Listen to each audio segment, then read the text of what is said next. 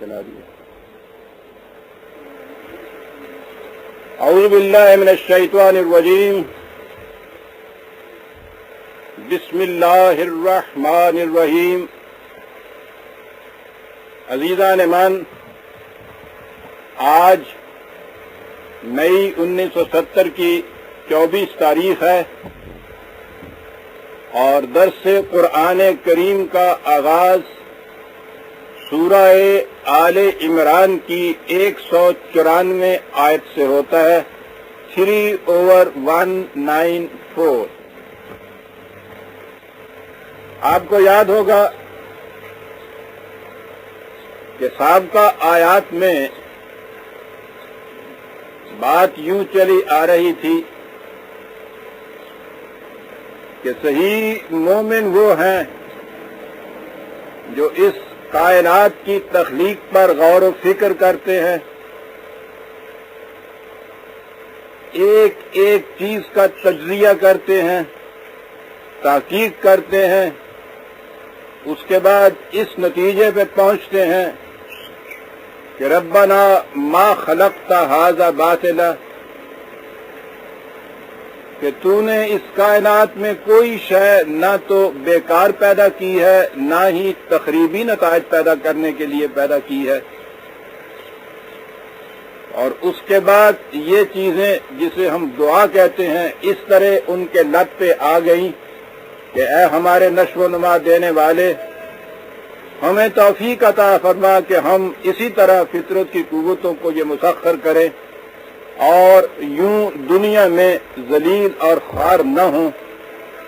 लेकिन उसके साथ ही ये भी जरूरी है कि इन कुव्वतों को मुसख्खर करके हम इन्हें तेरे बताए हुए कवानीन और अक़दार के मुताबिक सर्फ करें और इस तरह हमारी सही व अमल की खेतियां झुलसने से बच जाएं।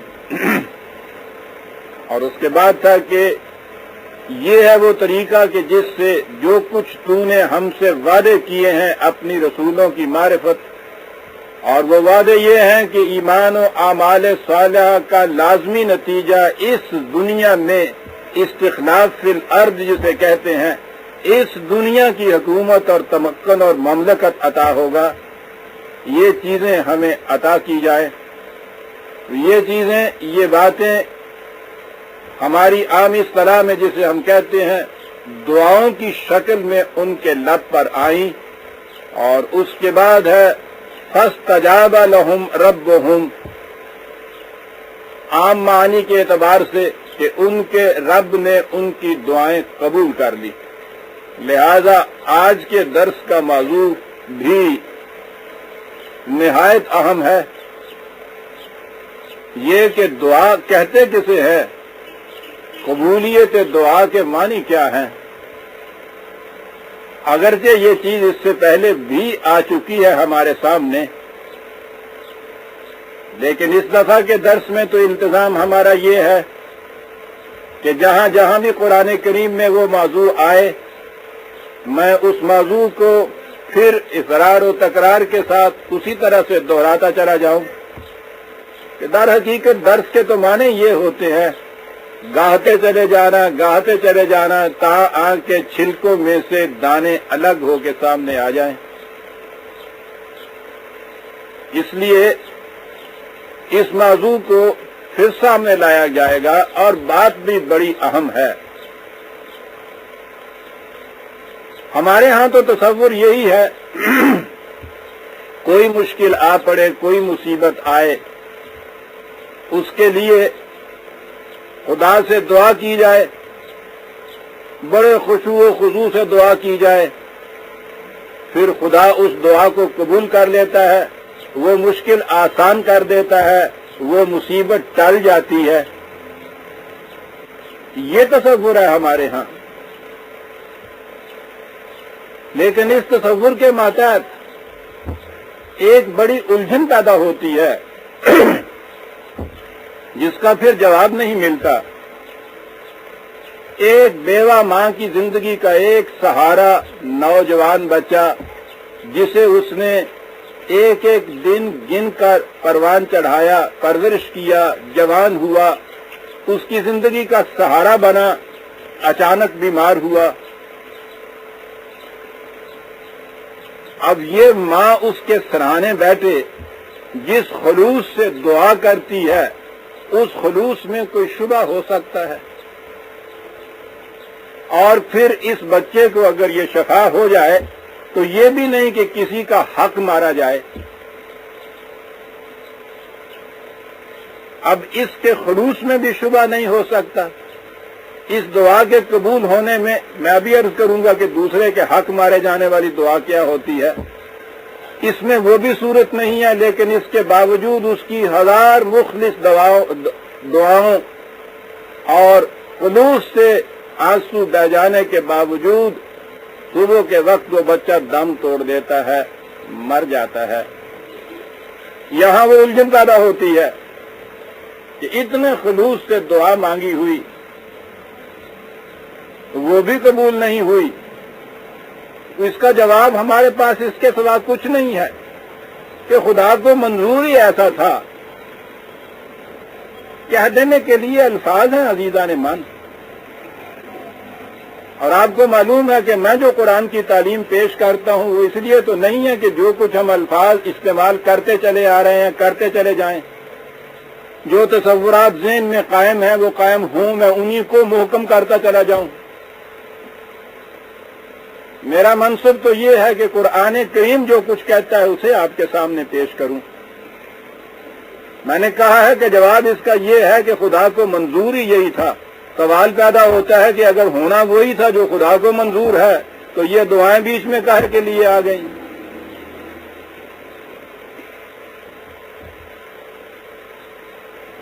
اور اگر دعاؤں سے وہ چیز بدل سکتی ہے جو خدا کو منظور تھی تو یہ خدا کی پہلی منظوری جو ہے وہ کس کام آئی؟ یہ سوالات پیدا ہوتے ہیں. اور پھر جو میں نے کہا تھا کہ وہ دعائیں جس سے دوسرے کا نقصان ہوتا ہے، ہائی کورٹ میں مقدمہ ہوتا ہے دو فریقوں کے درمیان، صبح کو فیصلہ ہونے ہوتا ہے، مدعی اپنے ہاں دعائیں کر رہا ہے، مدعا علیہ اپنے ہاں دعائیں کر رہا ہے. دونوں ایک ہی خدا سے دعا کر رہے ہیں کہ میرے حق میں فیصلہ ہو. دعا سے بھی ایک آگے بڑھتا ہے، کچھ نیاز مانگ دیتا ہے خدا سے، منت مان لیتا ہے میں اتنے کی نیاز دوں گا، دوسرا اس سے سوائے کی نیاز دینا شروع کر دیتا ہے. کس کی دعا ان میں سے قبول ہوگی؟ اگر یہ کہ جس نے زیادہ شدت سے دعا گڑا کر مانگی ہے، زیادہ منت مانگی ہے اس کی، تو اس کے معنی ہے کہ خواہ مقدمے وہ جھوٹا ہی ہو کیا اس کے حق میں فیصلہ ہو جائے گا. اور اگر یہ ہے کہ نہیں، جو سچا ہے اس مقدمے میں فیصلہ اس کے حق میں ہوگا تو اسے دعا مانگنے کی کیا ضرورت ہے؟ خدا کو تو علم ہے کہ یہ سچا ہے یا جھوٹا ہے. کہا تو اس سے جائے جسے علم نہ ہو اس کا. وہ تو خبیر ہے، وہ تو علیم ہے، وہ تو جانتا ہے، وہ تو دل میں گزرنے والے خیالات سے بھی واقف ہے. اور اس کے بعد پھر وہ ہم دیکھتے یہ ہیں، عام طور پہ روز یہ ہوتا ہے کہ وہ جو سچا اور حقدار ہے اس کے خلاف ڈگری ہو جاتی ہے، اس کے خلاف فیصلے ہو جاتے ہیں. سچا بھی ہے، حق پر بھی ہے، دعائیں بھی مانگی، پھر بھی اس کے خلاف فیصلہ ہوا. میں کہہ یہ رہا ہوں کہ سوچنے سے یہ تمام سوالات پیدا ہوں گے. لہذا یہ چیز کہ ہم ایک چیز کو تسلیم کرتے چلے آ رہے ہیں اور اسے چھیڑو نہیں کہ صاحب چھیڑنے سے ایمان خراب ہوتا ہے. عزیزان ایمان، اس چھیڑنے سے اگر ایمان یہ ایسا ہی چھوئی موئی ہے تو ایسا ایمان ہونے سے تو نہ ہونا اچھا جو ذرا سے چھیڑنے سے ختم ہو جائے. گرنے والے مکانوں کو تو میونسپل کارپوریشن خود آ کے پہلے گرا دیتی ہے کہ یوں گر گیا تو نیچے آ جائیں گے لوگ. ایمان تو وہ ہے ایمان محکم کہ جتنا جی چاہے اسے چھیڑیے، وہ پختہ سے پختہ تر ہوتا چلا جائے. عمارتی پختگی کے معنی یہ ہے. ایمان سوچنے سمجھنے کے بعد، ریشنلی عقل و فکر کے بعد، علم و بصیرت کے بعد ایک یقین محکم کا نام ہے. یہ فیتھ نہیں ہے، یہ کنوکشن ہے، ایک یقین ہے جو علم و بصیرت کی بنا پہ حاصل ہوتا ہے، جذباتی چیز نہیں ہے۔ یہ وہ جذباتی اطمینان ہوتا ہے جو ذرا سے کریدنے سے عمارت نیچے آ گرتی ہے۔ یہ جو آپ کہتے ہیں کہ صاحب نوجوان طبقہ سرکش ہو گیا، سوشلزم آ گئی، کمیونزم کا الحاد آ گیا، زندقہ آ گیا، ایمان خراب ہو گیا، یہ کون سے ایمان تھے جو خراب ہوئے ہیں؟ وہی کہ جن کو چھیڑنے کی اجازت نہیں دی گئی تھی۔ نہ دیجیے آپ اجازت، کوئی آدمی نہیں چھیڑے گا، جھکڑ آئے گا اس میں تو یہ چیز آ جائے گی، اس میں عمارت گر جائے گی۔ پھر جس کی بنیاد کمزور ہے، کب تک آپ اس کو اس قسم کی دعاؤں اور تعویذوں کے سہارے محفوظ رکھیں گے؟ گرے گی عمارت۔ محکم وہ ہے کہ 1000 جھکڑ آئے، وہ اپنے زور درون کے بل کے اوپر قائم ہو، بنیاد اس کی محکم ہونی چاہیے۔ لہذا عزیزان من، جسے آپ خدا پر ایمان کہتے ہیں، وہ اس یقین محکم کا نام ہونا چاہیے کہ 1000 جھکڑ اٹھتے چلے جائیں۔ جھکڑ کیا ہیں؟ یہی آپ کے ہاں کے دلائل ہی تو ہوں گے، کوئی فلسفے کے دلائل ہوں گے، کوئی منطق سامنے آئے گا، کوئی فطرت کے شواہد آئیں گے، کوئی تجربات کے نتائج سامنے آئیں گے۔ یہ آتے چلے جائیں، جتنے آتے چلے جائیں وہ محکم سے محکم تر ثابت ہوتا چلا جائے، اسے ایمان کہا جائے گا۔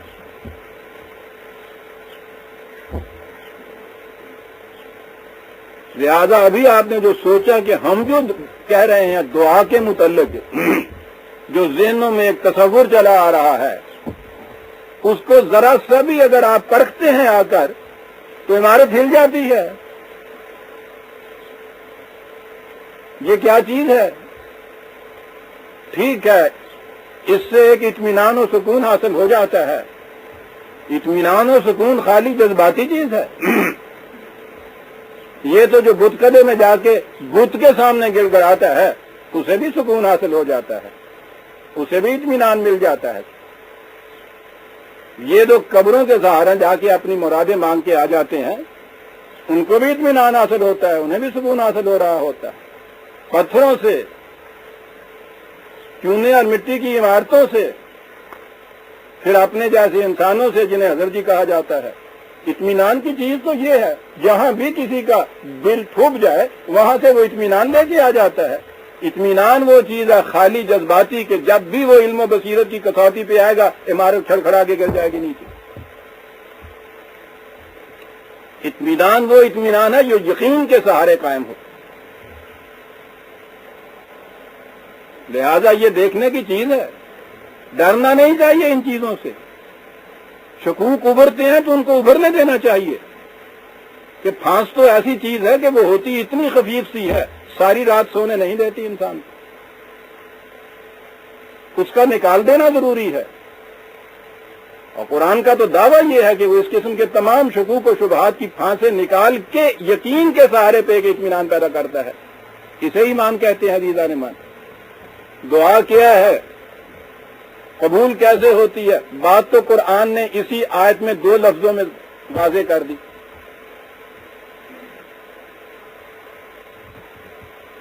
ہم ہی اس پہ غور نہیں کرتے، آگے بڑھ جاتے ہیں۔ انہوں نے دعائیں مانگی جسے ہم کہتے ہیں۔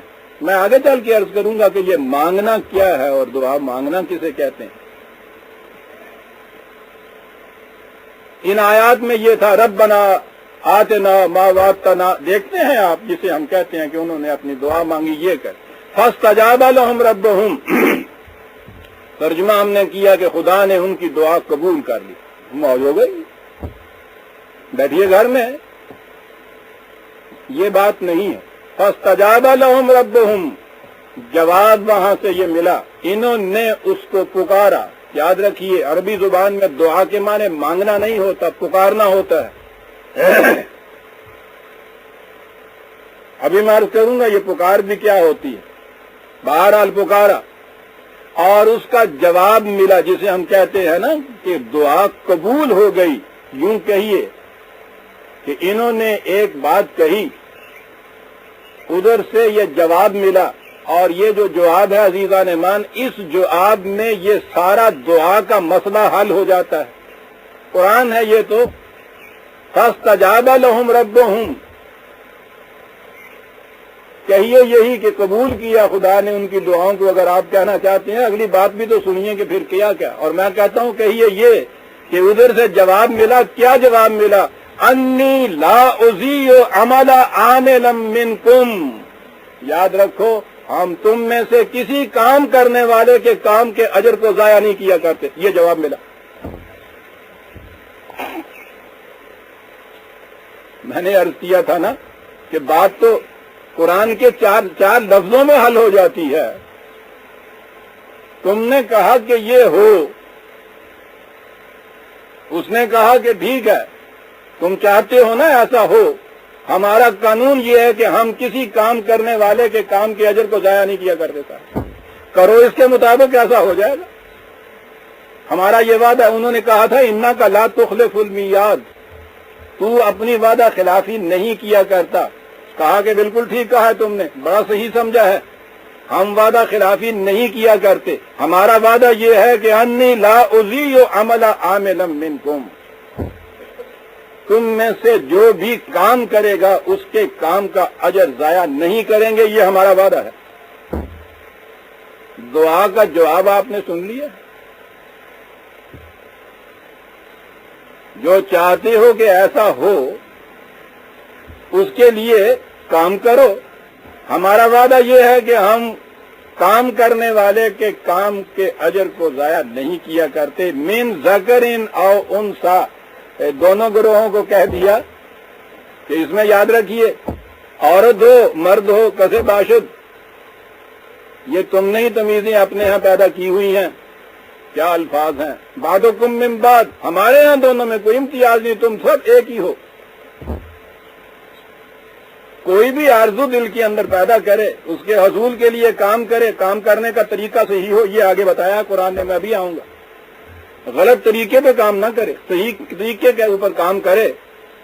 عامل کام کرنے والی، یہاں عورت مرد دونوں کے متعلق یہ کہہ دی.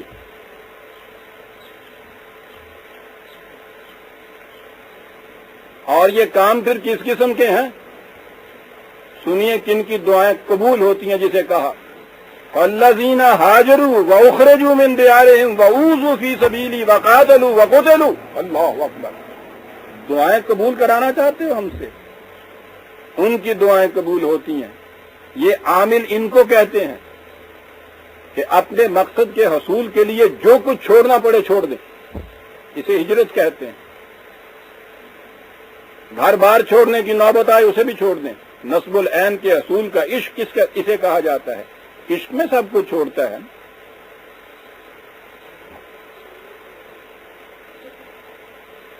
کیا بات آ گئی اس عشق کی. قرآن کے الفاظ میں لیجئے، اپنے نصب العین کے حصول کے لیے جو انتہائی تڑپ ہے اس کا نام ہے. اس کے لیے ہاجرو سب کچھ چھوڑنا پڑے. انداز تو غزل کا ہے، بات بڑی پتے کی ہے. عشق میں ایک تم ہمارے ہو، باقی جو کچھ ہے سب تمہارا. باقی سب جو تمہارا ہو گیا تو پھر ہاجرو کی بات تو صاف ہو گئی صاحب. اس مقصد کے لیے یہ چھوڑنا ہے، یہ بھی ہم نے چھوڑا. یہ چھوڑنا ہے، یہ بھی ہم نے چھوڑا. وَأُخْرِجُوا مِن دِيَارِهِمْ وَأُوذُوا بِسَبِيلِي. اس کے لیے خواہ ان گھر بار سے کیوں نہ ان کے نکال دیا جائے، سخت مصائب ان کے اوپر کیوں نہ آ جائیں، حتیٰ کہ یہاں تک کیوں نہ نوبت آ جائے. وہی عمل کا آخری منزل عمل کی میدان جنگ میں جو ہوتی ہے، وَقَاتَلُوا وَقُتِلُوا. میدان جنگ میں بھی نکلے، لڑے وہاں، ٹھیک ہے، فاتح منصور بھی لوٹے، جان بھی وہاں دے دی. یہ ہیں وہ لوگ لَأُكَفِّرَنَّ عَنْهُمْ سَيِّئَاتِهِمْ وَلَأُدْخِلَنَّهُمْ جَنَّاتٍ تَجْرِي مِن تَحْتِهَا الْأَنْهَارُ. یہ ہیں وہ لوگ کہ جن کی چھوٹی بڑی ناہمواریاں اس حسن عمل کے زیادہ وزن سے وہ دور ہو جاتی ہیں. جنت ان کا مقام ہو جاتا ہے، اس دنیا کے اندر بھی آخرت میں بھی. ثوابا من عند اللہ. دعا مانگی تم نے، ہم تو بھائی اجر دیا کرتے ہیں، معاوضہ دیا کرتے ہیں، بدلہ دیا کرتے ہیں. ثواب کے یہ معنی ہیں جتنا کچھ صرف کیا جائے اتنا واپس مل جائے. ضائع نہیں کوئی چیز ہم ہونے دیا کرتے. ثواب یہ ہے کہ تم صرف کتنا کرتے ہو واپس مل جائے گا. واللہ عندہ حسن الثواب. واپس دیتے ہیں بڑے حسن کارانہ انداز سے واپس دیتے ہیں. اور حسن وہ ہوتا ہے جس میں توازن نہ بگڑنے پائے. جو چیز تم نے صرف کی ہے اس سے کچھ توازن بگڑے گا نا. لیکن حسن الثواب یہ ہے کہ ہم واپس دیتے ہیں نہایت حسین انداز سے, توازن نہ بگڑنے پائے تمہارا. کہا یہ ہے فاستجاب لهم ربهم, دعائیں قبول کی جسے آپ کہتے ہیں. لا اضیع عمل عامل منکم, 4 لفظ ہیں. میں نے عرض کیا تھا کہ دعا مانگنا نہیں, پکارنا ہے.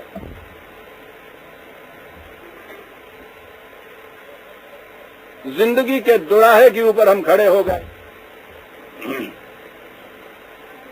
وہاں یہ معلوم نہیں ہو رہا کہ کس راستے پہ چلیں گے تو وہ راستہ ہمیں صحیح منزل تک پہنچا دے گا. وہاں کھڑے ہوئے آپ کیا کرتے ہیں؟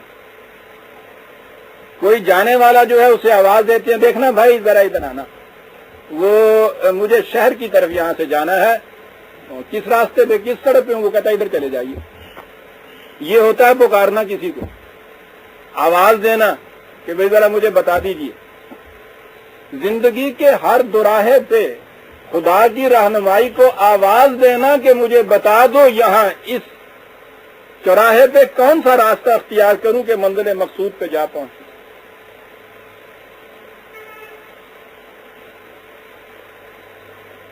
پھر معلوم ہو جانے کے بعد راستہ وہی اختیار کریں جو آپ پہلے چاہتے تھے, وہ نہیں جو صحیح معنی میں جا رہا ہے ادھر. سارا عمل آپ کا رائے نہ چلا گیا.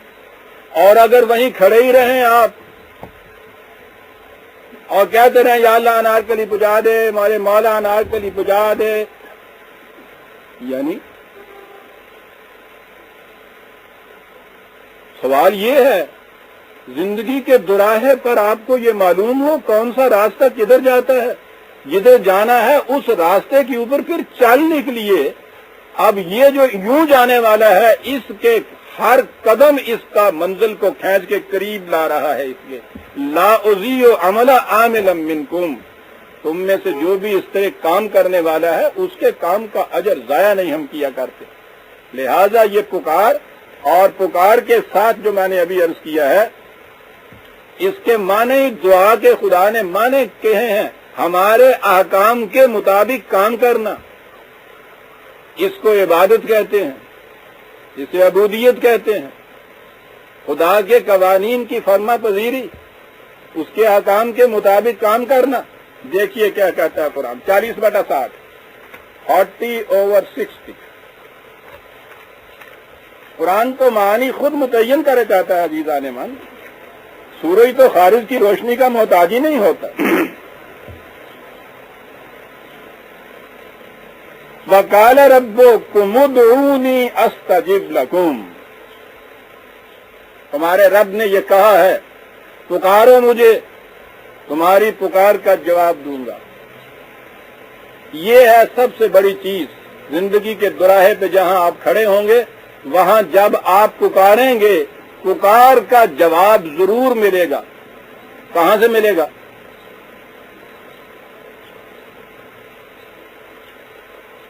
آپ نے بھی تو ہزاروں بار پکارا ہوگا خدا کو, کوئی آواز کان میں آئی کبھی؟ وہ کہتا جواب دوں گا. یہاں سے بات بڑی اہم آتی ہے, ہمارا اور خدا کا تعلق کس طرح سے قائم ہو. بڑے خلوص سے آدھی رات کو اٹھ کے ہم آنسوؤں کی جھڑی کے ساتھ سجدے میں گرے ہوئے پکارتے ہیں اسے, آواز نہیں آتی ہمارے پاس. وہ کہتا پکارو جواب دوں گا.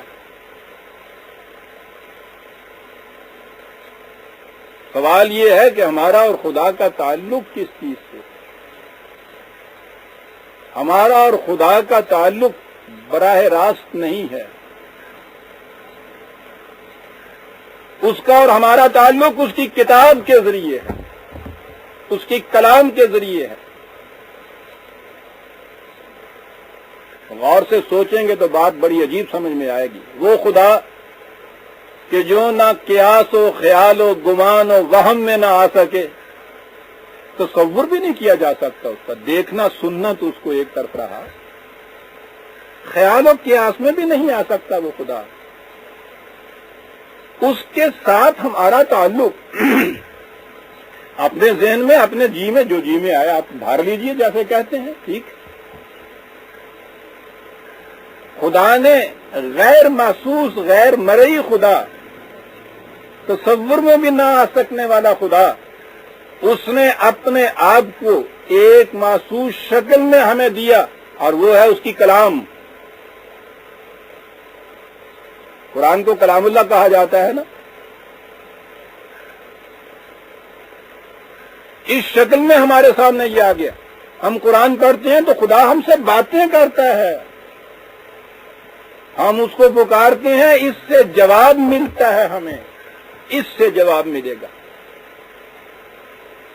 یہ ہے وہ چیز جو قرآن نے کہی ہے۔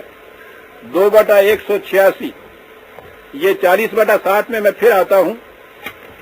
2/186 یہ زیادہ اہم آ گئی اس مقصد کے واضح کرنے کے لیے جو میں نے ابھی کہا ہے کہ اسے پکارو جواب ملے گا۔ اذا دعان، ہاں، اذا سألک عبادی انی فانی قریب۔ اے رسول، میرے بندے تجھ سے میرے متعلق پوچھتے ہیں خدا کہاں ہے؟ عرش عظیم پہ ہے، کہیں بیٹھا ہوا ہے، دور ہے ہم سے کہیں۔ کہو فانی قریب، ان سے کہو دور نہیں ہوں، میں تو تمہارے پاس ہوں۔ اجیب دعوت الداعی اذا دعانی، جب کوئی پکارنے والا مجھے پکارتا ہے تو اس کی پکار کا جواب دیتا ہوں۔ میں پھر عرض کر دوں کہ یہ تو ہمارا اپنا بھی تجربہ ہے کہ ہماری پکار کا جواب وہاں سے آواز کی شکل میں ہمیں نہیں ملتا، اور وہ کہتا ہے کہ پکار کا جواب دیتا ہوں۔ کہاں سے جواب ملتا ہے؟ اذا دعانے، ہر پکارنے والا جب بھی پکارتا ہے تو دعوت دائے اذا دعانے، ہر پکارنے والا جب بھی پکارتا ہے اس کی پکار کا جواب دیتا ہوں۔ جس معنی میں ہم دعا لیتے ہیں عزیزان من، وہاں اس میں تو جواب نہیں ملتا ہمیں۔ وہ کہتا ہے ہر پکارنے والے کو جب پکارتا ہے جواب دیتا ہوں۔ آگے ہے یہ، ان سے کہو فَلْيَسْتَجِيبُوا لِي وَلْيُؤْمِنُوا بِي، ان سے کہو کہ وہ ایمان لائیں ہماری اس چیز کے اوپر اور ہماری پکار کا پہلے جواب دیں۔ فَلْيَسْتَجِيبُوا لِي، چاہتے ہیں نا کہ ہم ان کی پکار کا جواب دیں، ان سے کہو کہ پہلے ایک کام تمہاری طرف سے ہونا چاہیے، اور وہ یہ ہے فَلْيَسْتَجِيبُوا لِي، تم نے پکارا ہے نا، اس سے پہلے ہم نے پکارا ہے تمہیں، پہلے اس بات کا جواب دو۔ تو جو میں کہنا وہ جواب دے، اپنی ماری تو رہ جاتا ہے۔ کیا بات، فَلْيَسْتَجِيبُوا لِي، میں نے تمہیں پکارا ہوا ہے، پہلے پکارا ہے تم سے، پہلے اس کا جواب دو۔ وَلْيُؤْمِنُوا بِي، جو کچھ میں نے کہا ہے اس کی صداقتوں کے اوپر ایمان لاؤ اور جواب دو جو کچھ میں نے تم سے کہا ہے۔ کہا تھا تم سے کہ آتے ہو میدان جنگ میں یا نہیں، جواب اس کا کیا ہوگا؟ ٹھیک ہے، آتے ہیں، لبیک اللہم لبیک، آتا ہوں، آ رہا ہے تیرا بندہ۔ کہا یہ کہو، اس کے بعد پھر دیکھو تمہاری آرزویں کس طرح سے پوری نہیں میں کرتا، پہلے میری بات کا جواب دو۔ فَلْيَسْتَجِيبُوا لِي وَلْيُؤْمِنُوا بِي، کاہے کے لیے؟ لَعَلَّهُمْ يَرْشُدُونَ، تاکہ صحیح راستہ تمہارے سامنے آ جائے۔ میری بات کا جواب دو، صحیح راستہ سامنے آ جائے گا۔ بس صحیح راستہ سامنے آئے گا، تم دیکھو گے کہ کس طرح سے میں تمہاری بات کا جواب دیے چلا جاتا ہوں۔ پکارنا کیا ہے؟ زندگی کے دوراہے کے اوپر اس سے پوچھنا کہ مجھے بتا کہ صحیح راستہ کون سا ہے۔ اس قرآن سے آپ کے ہر دعا کا جواب ملے گا، ہر پکار کا جواب ملے گا۔ جو پوچھو گے یہ جواب دے گا، جہاں پوچھو گے وہیں جواب دے گا۔ اجیب دعوت الداعی اذا دعانی، ہر بلانے والا جب مجھے بلاتا ہے میں اس کی بلانے کا جواب دیتا ہوں۔ بلا کے دیکھیے، پکار کے دیکھیے، پوچھیے خدا سے کہ مجھے ایسے میں کیا کرنا چاہیے، جواب دیتا ہے خدا اپنی اس کلام کے ذریعے۔ اور چونکہ اس نے کہا ہے تمت کلمۃ ربے کا، مکمل ہو گئی یہ بات، اس لیے ہو نہیں سکتا کہ تمہارا کوئی سوال اس کی طرف جائے اور اس کا جواب تمہیں اس سے نہ ملے. جواب اس سے ملے گا، براہ راست تمہیں نہیں وہ کہے گا. یہی تو بات تھی. براہ راست یہ کچھ کرنا ہوتا اس نے تو رسولوں کو کیوں بھیجتا، کتابوں کو کیوں بھیجتا؟ تم بات کرتے، بات کا جواب ملتا. تمہاری ہر بات کا جواب اس نے دے رکھا ہے. فَلْيَسْتَجِيبُوا لِي وَلْيُؤْمِنُوا بِي لَعَلَّهُمْ يَرْشُدُونَ 1/186. دیکھتے ہیں بات کیسے واضح ہوتی جا رہی ہے. میری بات کا جواب دو.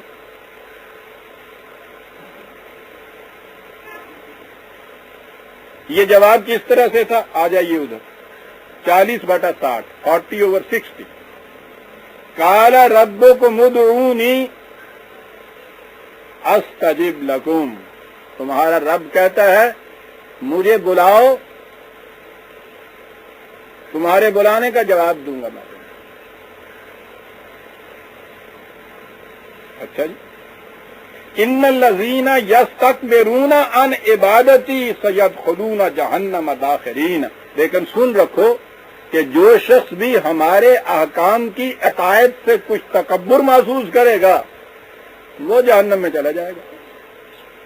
ذہن میں نہیں آتا کہ دعا اور اس کی قبولیت اور اس کے ساتھ یہ عن عبادتی کے بعد یہ کیا بات ہوئی؟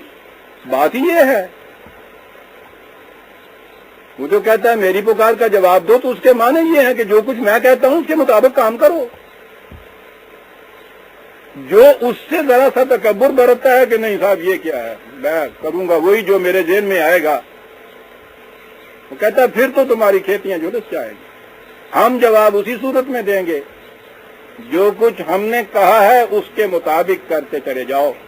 تم دیکھو گے کہ تمہارے اس کام کا اجر ضائع نہیں ہوگا، ساتھ کے ساتھ تمہاری دعاؤں کا جواب ملتا چلا جائے گا ان نتائج کی شکل میں جو ان کاموں کا تمہارے سامنے آئے.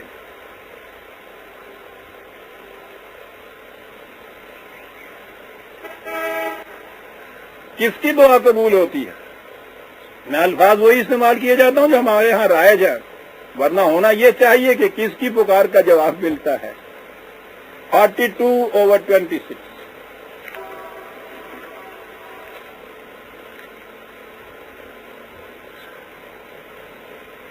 الفاظ وہی ہیں استجاب کے جو میں نے کہا ہے، جواب کے جو میں نے کہا. فَلْيَسْتَجِيبُوا لِي وہی الفاظ چلے آ رہے ہیں.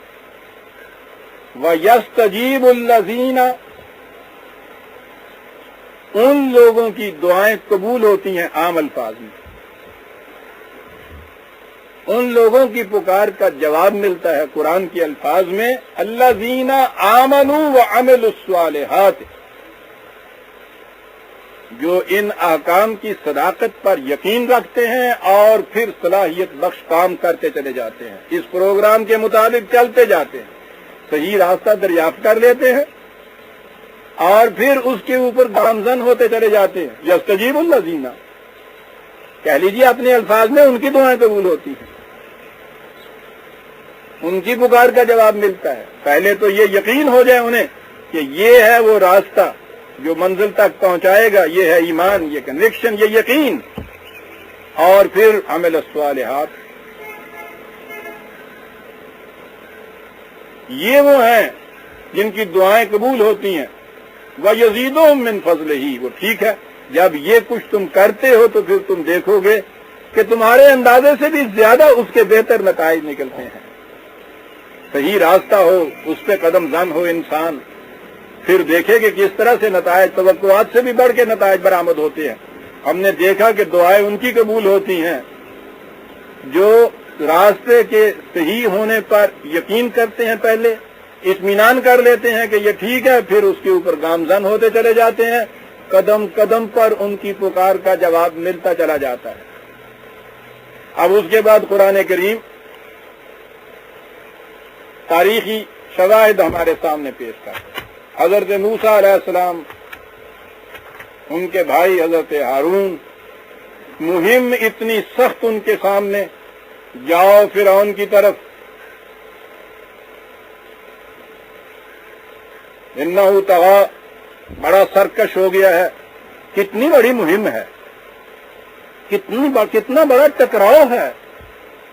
اس قوت کے ساتھ جو دنیا میں ضرب المثل ہے استبداد اور ظلم کے لیے. فرعون جانے سے پہلے جسے ہم کہتے ہیں دعائیں کی، ربنا انکا آتیت فرعون وملئہ، یہ چیزیں کہیں. ربنا لیضلوا عن سبیلک، ربنا اطمس علی اموالہم واشدد علی قلوبہم. اے ہمارے نشو و نما دینے والے، اے ہمارے رب بڑا ظالم ہے، بڑا سخت گیر ہے، بڑا محکم گرفت کرنے والا ہے، اس نے تباہ کر دیا ہے، اسے تو تباہ کر دے، اس کا بیڑا غرق کر دے، وہ اس قابل نہ رہے کہ کسی کے اوپر ظلم کرے. یہ ساری دعائیں چلی آ رہی ہیں. قال قد اجیبت دعوتکما، جواب ملا. ہمارے الفاظ میں ترجمہ کیجیے. ہم نے تم دونوں کی دعا کو قبول کر لیا. ٹھیک ہے، بیٹھ جائیے. ہم نے کہا تھا اس کا بیڑا غرق ہو جائے، وہ تباہ ہو جائے، برباد ہو جائے. خدا نے کہہ دیا کہ ہاں ہم نے دعا قبول کر لی تمہاری. اس کے بعد سوائے سے بھی آدمی نیاز مانتا پھرے، ہوتے کچھ کام کا نہیں رہنا نا. کتنا ڈیفینیٹ ہے. قد اجیبت دعوتکما، قد اجیبت جانتے ہیں عربی والے. ٹھیک ہے، قبول ہو گئی دعا. آپ کہیے ہم تمہاری پکار کا جواب دیتے ہیں. آگے ہے فاستقیما، جو پروگرام تمہیں دیا گیا ہے نہایت استقامت اور ثبات سے اس کے اوپر جمے ہوئے رہنا، پھر بات بنے گی. ہم قانون نہ توڑ جانا. فاستقیما، دیکھتے ہیں یہ دعا قبول کیسے ہو رہی ہے.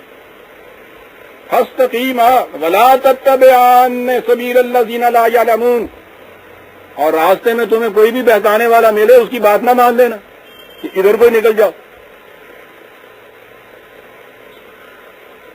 راستے کی نشاندہی ہو گئی، پروگرام مرتب ہو گیا. ٹھیک ہے، ہم جواب دیتے ہیں چلو فاستقیما، ثابت قدم رہو اب اس پروگرام کے اوپر. دو اولو العزم نبی دعا مانگتے ہیں عزیزان. پھر یہ بھی نہیں ہے کہ کوئی ظن و قیاسی ہو کہ شاید قبول ہوئی ہے یا نہیں ہوئی. یہ الفاظ ہیں، ہم نے قبول کر لیے تمہاری دعاؤں کو. ان الفاظ میں اگر ترجمہ کرتی ہو. اب کیا بات رہ گئی؟ فاستقیما، جم کے کھڑے ہو جاؤ. اور دیکھنا راستے میں کئی ایسے ملیں گے جو تمہیں یہ بہکائیں گے، یہ کہہ کے کہ یہ بات، یہ راستہ صحیح نہیں ہے، یوں نہیں یوں چلو. کسی کی بات نہ ماننا، سیدھے استقامت سے اس کے اوپر چلتے چلے جانا. دیکھتے ہیں آپ، دعا بھی ہے انبیاء کی، قبول ہونے کا پہلے اعلان کر دیا ہے کہ ہم نے قبول کی، اور اس کے بعد پھر جو کچھ کہا گیا اس سے معلوم ہوا کہ قبول کیسے ہوتی.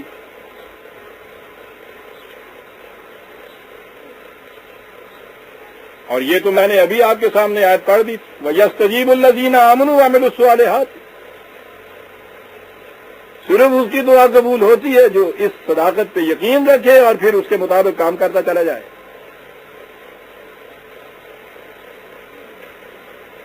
حضرت نوح علیہ السلام نے پکارا خدا کو. ایک نبی تو دو نبی ہم نے دیکھے، حضرت موسیٰ علیہ السلام ہے، حضرت ہارون علیہ السلام ہے. حضرت نوح علیہ السلام نے خدا کو پکارا، قال رب انصرنی بما کذبون. خدا سے کہا کہ یا اللہ میری مدد کر، بڑی تکذیب کرتے ہیں یہ لوگ، بہت تنگ کرتے ہیں، بہت تکلیف دیتے ہیں، حق کی آواز کو بلند نہیں ہونے دیتے، راستے میں روڑے اٹکاتے ہیں. ایک عذاب آنے والا ہے، طغیانی آنے والی ہے، اس کے خلاف دعا کی جاتی ہے، رب انصرنی، میری مدد کر. دعا قبول ہو رہی ہے. جواب ادھر سے آتا ہے فَأَوْحَيْنَا إِلَيْهِ. ہمیں آپ کو تو براہ راست جواب نہیں ملتا، انبیاء کرام کو تو براہ راست جواب ملا کرتا تھا نا. براہ راست جواب ہم نے اس کی طرف وحی کی کہ ٹھیک ہے دعا تمہاری قبول ہوئی، ہم تمہیں بچا لیں گے، اس طوفان سے، اس طغیانی سے انصنع الفلک کا کشتی بنانی شروع کر دے۔ دیکھ رہے ہیں انبیاء کرام کی دعائیں کیسے قبول ہو رہی ہیں۔ طوفان سے بچنا چاہتے ہو، ٹھیک ہے، دعا قبول ہے تمہاری، کشتی بنانی شروع کرو، تم دیکھو گے بچ جاؤ گے۔ تو یہ صحیح طریقہ تھا نا طغیانی سے بچنے کا۔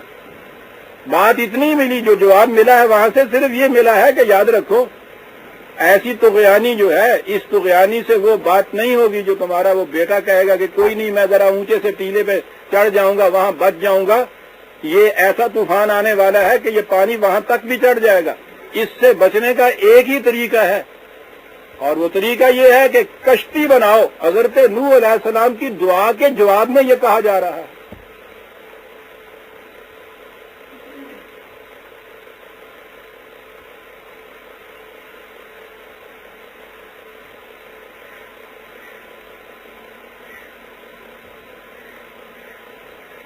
اور یہی چیز ہے جو ہماری اس جو آیت ہمارے سامنے ہے، جس سے درس کا آغاز ہوا، وہاں جماعت مومنین سے کہا گیا فاستجاب لهم ربهم انی لا اضیع عمل عامل منکم من ذکر او انثى۔ ٹھیک ہے، دعا قبول ہوئی، کسی کام کرنے والے کے کام کا اجر ہم ضائع نہیں کیا کرتے۔ یہ تو ہوا وہ طریقہ جو خدا کے جواب نے بتایا کہ یہ چاہتے ہو کہ ایسا ہو۔ دعا کے معنی یہ کہیے نا، میں بھی عرض کروں گا دعا کیا ہوتی ہے۔ چاہتے ہو کہ یہ ایسا ہو تو اس کے لیے یہ ہے جو کچھ تم کرو۔ اور کہا کہ ایک انداز دعا کا تمہارا بھی ہوتا ہے، اور بھی ہوتا ہے دعا کا ایک انداز۔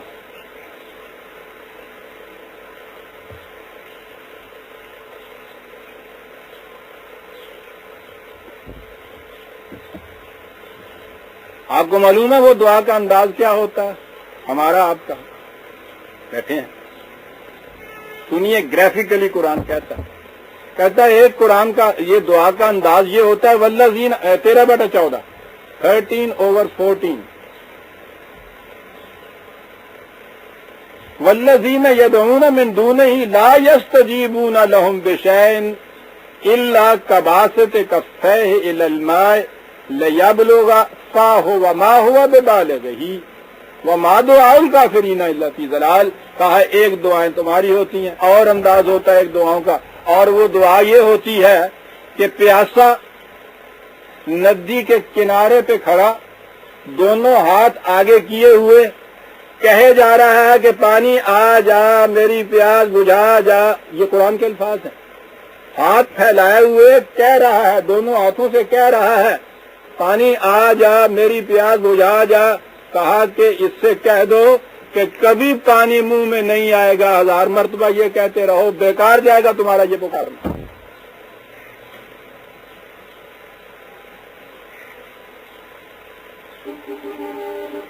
یہی مشکل ہے کہ ہم میں سننے کی تاب آگی نہیں ہے۔ اس نے کہا وما دعاء الکافرین الا فی ضلال، یہ کفر کی دعائیں ہیں، ضائع چلی جایا کرتی ہیں۔ وہ ایمان کی دعائیں تھیں، یہ کفر کی دعائیں ہیں، الا فی ضلال، رائے گاہ چلی جائیں گی، ضائع چلی جائیں گی۔ پھیلاؤ جتنے جی چاہے ہاتھ پھیلاتے چلے جاؤ۔ دعا یہ ہوتی کیا ہے؟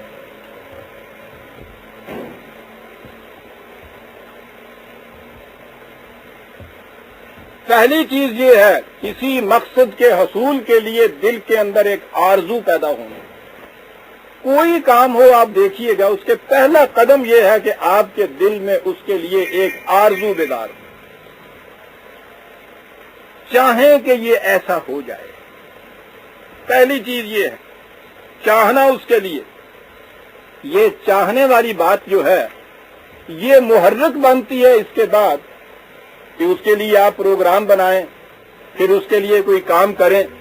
یہ پہلا ذرہ ہے، فرسٹ کرسٹل جسے کہتے ہیں، کسی جو مقصد آپ چاہتے ہیں حاصل ہو، اس کے لیے آپ کے دل میں ایک آرزو بیدار ہو، ایک طلب پیدا ہو، ایک خواہش پیدا ہو اس کے لیے، تو یہ چیز محرک بنتی ہے آپ کی قوتوں کو بیدار کرنے کا، کھینچ کے چلے آنے کا۔ کیا کہنے ہیں اس عربی زبان کے اور ان لوگوں کے جنہوں نے زبان کو مانجا تھا۔ دعا کا لفظ سمجھنا ہے آپ نے مانے، ان عربوں سے سمجھیے جن کی زبان میں قرآن نازل ہوا تھا۔ دودھ دو لیتے تھے، کچھ جانور ہیں کچھ دودھ وہ چڑھا لیتے، یہ خود جتنا دودھ آ رہا ہوتا تھا اس میں سے کچھ تھوڑا سا دودھ یہ خود چھوڑ دیتے تھے۔ اب یہ جو چھوڑا ہوا دودھ ہے نا، اس کا تقاضا ہے اس مویشی کا، اس کے اندر کا تقاضا یہ ہے کہ یہ جو دودھ آ گیا ہے باہر اس چشمے سے، اسے تو وہ ضرور نیچے ٹپکائے نا۔ اب وہ جو اس کو ٹپکانے کے لیے مویشی کچھ اندر سے حرکت کرتا تھا، اس کے ساتھ جو پچھلا دودھ تھا وہ بھی چلا آتا تھا اس تحریک کے ساتھ۔ یہ جو دودھ تھوڑا سا چھوڑا جاتا تھا، جو اس دودھ کو ساتھ لانے کی تحریک پیدا کرتا تھا، اسے وہ الداعیہ کہا کرتے تھے۔ من وجد میں آ جاتا ہے انسان، کس زبان کا انتخاب کیا ہے اس کتاب لکھنے والے نے صاحب۔ حق یہی تھا کہ یہی زبان ہوتی جس میں کتاب، اور کیا وہ لوگ تھے صاحب۔ حضرت ابراہیم کی اولاد میں سے بنی اسرائیل جو تھے ان کے لیے تو وہ حکومت دی، تمکن دیا، وہ یہ کچھ کرتے رہے۔ بنی اسماعیل کے متعلق سمجھ میں نہیں آتا کہ یہ 2-3 ہزار سال کیا کرتے رہے۔ وہ 2-3 ہزار سال کے لیے یہ زبان تیار کرتے رہے جو حامل ہوتی قرآن کے حقائق و رموز، اور محسوس کے ذریعے سے بات سمجھ میں آتی۔ اب یہ دیکھیے اس سے بات کیسے سمجھ میں آ گئی۔ کیا بات تھی ان کی، وہ جو یہ دودھ جو چھوڑتے تھے، جو اندر خفیہ صلاحیتیں جو غیر محرک تھیں، متحرک تھی، ابھرتی نہیں تھی، آتی نہیں تھی، جمع تھی ایک جگہ، ان کو بلانے کے لیے، ان کو نیچے لانے کے لیے ایک محرک کی ضرورت تھی۔ وہ یہ دودھ جو چھوڑ دیتے تھے وہ اس دودھ کو لے کے بھی نیچے آ جاتا تھا، اسے الداعیہ کہا کرتے تھے۔ اسی لیے ان کے ہاں الدوائی ان تمام جذبات کو کہتے تھے جو محرک بنتا تھا کسی ایک آرزو کے بروئے کار لانے کا۔ قرآن نے کہا ہے کہ پہلی چیز یہ ہے کہ تمہارے اندر آرزو بیدار ہو، لیکن آرزو تو ہر قسم کی بیدار ہوگی، غلط بھی بیدار ہوگی، صحیح بھی بیدار ہوگی۔ نصب العین مقصد آپ کا غلط بھی ہو سکتا ہے، صحیح بھی۔